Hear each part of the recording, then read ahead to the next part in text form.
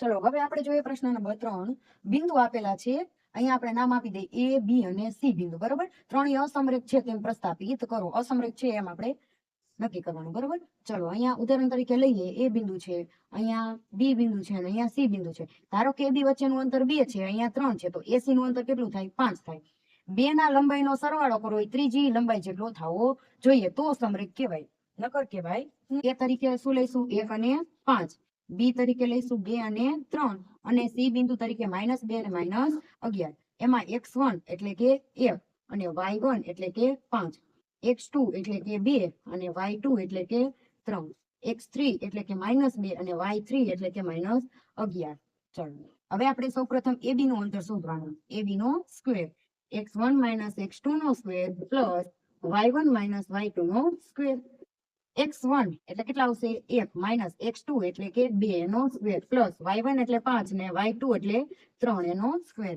ચલો 2 માંથી 1 જાય તો કેટલા આવે 1 કારણ કે અહીંયા 2 મોટા કહેવાય એની આગળ માઇનસ છે એટલે 5 માંથી 3 જાય કેટલા આવે 2 એનો સ્ક્વેર -1 ગુણ્યા -1 એટલે 1 પ્લસ 2 દુને 4 તો 4 ને કેટલા આવે 5 આવે પણ AB નો સ્ક્વેર હવે વર્ગ આ બાજુ જાય તો શું લાગે વર્ગમૂળ લાગે હવે 5 નું વર્ગમૂળ કાંઈ નીકળે નહીં ચલો હવે આપણે B અને C નું માપ લઈએ BC નું સ્ક્વેર બરોબર તો x2 - x3 નો સ્ક્વેર y2 - y3 નો સ્ક્વેર x2 એટલે કેટલા આવશે 2 x3 એટલે -2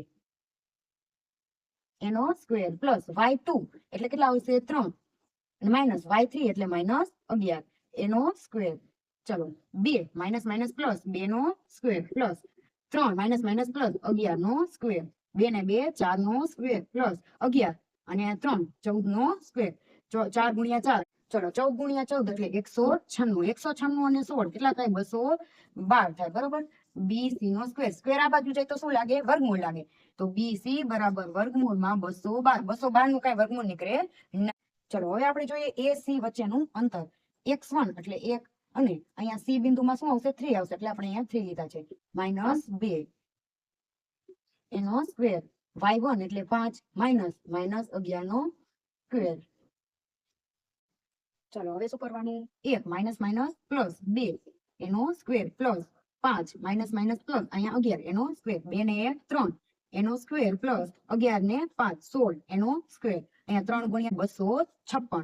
256 અને 9 એટલે થાય 265 આ શું આવશે AC નો સ્ક્વેર હવે વર્ગ આ બાજુ જાય તો શું લાગે વર્ગમૂળ 265 હવે શું લખવાનું આપણે અહીં AB અને BC નો સરવાળો AC જેટલો થતો નથી આમ આપેલા બિંદુઓ A B અને C સમરેખ છે નહીં